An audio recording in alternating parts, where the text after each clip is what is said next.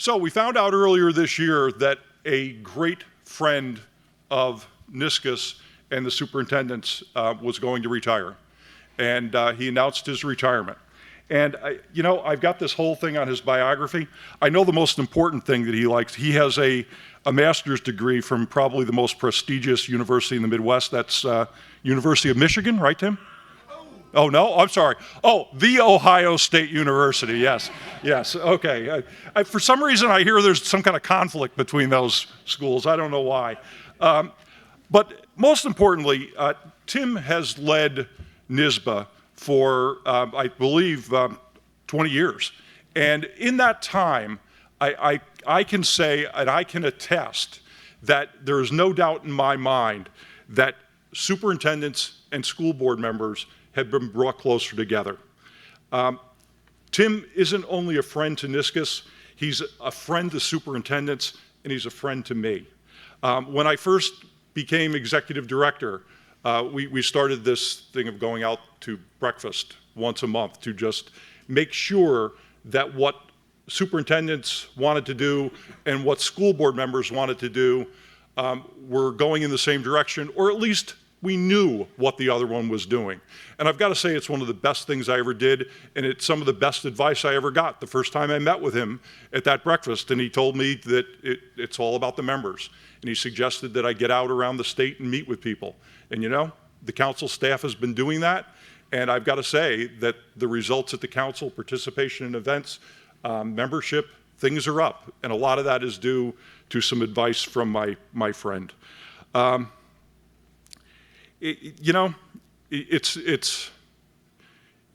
It's great when you have a leader in a position who not only listens, but carries through on what he tells you.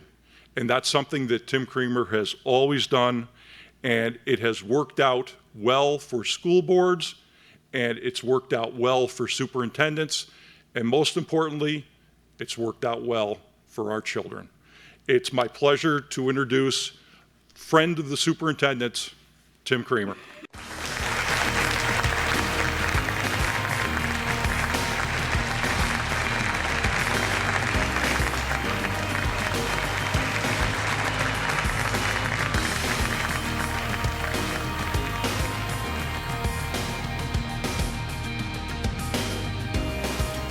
Thank you so much, and thanks to all of you.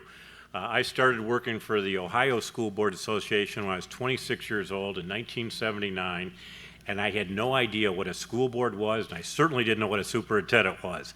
But I was very fortunate. The executive director there at that time, my boss, was a former superintendent, former football coach, and he treated me like I was a new recruit. And he showed me what I was getting myself into. He taught me about the importance of the relationship. He taught me about the importance of the job that you do. And then when I came here 21 years ago, when I was recruited to this job, Bob Loratan, one of your predecessors, was the first one to come to me, put his arm around me and say, hey, what can I do to help? And he became my mentor. He introduced me to so much about New York, followed by Tom Rogers, followed by Bob Reedy, and followed by Chuck. And I did not have that relationship, that monthly breakfast or anything with any of those other people. Chuck suggested this, and that has really proven to be a great asset to me. I learned so much about what's going on from his point of view, what's happening in the field, and it's just made all the difference in my success here in New York to be a part of your organization. And as I retire here after 40 years in this business, I have to tell you, this was a calling for me. You don't know that till you're leaving, but then you realize, what else would I have done? I mean, this is it, and it has been a blessing.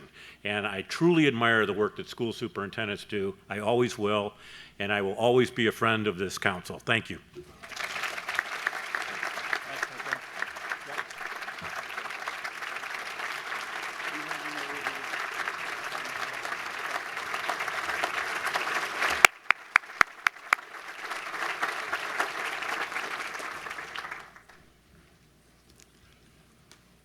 One of the things that Tim and I, as a result of our breakfast meetings, started doing was, at both our conferences, we started inviting the president of the other organization to come and say a few words.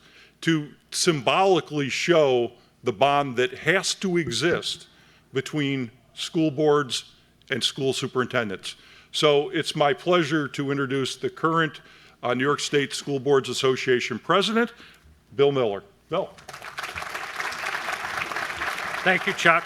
And I would just like to say before I begin my remarks is that NYSSBA's loss is retirement's gain. Tim has been absolutely phenomenal, but I will also say that we were very lucky in doing a nationwide search and found someone that Tim has worked with for 20 years that will now be stepping into his shoes, and it'll be a very seamless transition. But Bob Schneider from our association, who was the Associate Executive Director and COO, will now take Tim's place. He won't fill his shoes, but he's certainly going to give it a try. So thank you again, Chuck. I certainly appreciate it, and good morning or afternoon, everyone. I'm honored and pleased to have the opportunity to attend your Fall Leadership Summit for the second year and to address this keynote audience. NYSSBA and NYCROS began a reciprocal arrangement in 2016 whereby NYSSBA's president has the privilege of addressing this annual gathering every year, and the NYCROS president has the opportunity to address NYSSBA's annual convention in October. I look forward to welcoming NYCROS President Kevin McGowan to NYSSBA's 100th annual convention in Rochester next month. As representatives of the management perspective of public education, I think the close relationship of our two organizations have forged makes our advocacy efforts and public education as a whole that much stronger. Just this past year, for example, the state budget included two initiatives that have long been priorities for our two associations. One, school districts were given the authority and to establish reserve funds for their teacher pension obligations. NYSSBA supported this initiative since the vast majority of school districts' pensions obligations for the members of TRS. By having a reserve fund, a portion of the savings that result when TRS contribution rates go down may now be set aside for the use when the rate eventually increases in the future, smoothing costs for our taxpayers. And two, the state budget included an increase in the BOCES district superintendent salary cap for the first time since 2003. This adjustment is significant for two reasons. One, increasing the cap will help BOCES recruit and retain district superintendents. And two, it restores local control to BOCES boards that have been denied the opportunity to negotiate with their CEOs. I'm proud of our two organizations working together to get these two initiatives passed. It's a testament to how two advocacy voices working in tandem is greater than one. Thank you again for welcoming me to your Leadership Summit. I look forward to the rest of my stay with you. Thank you.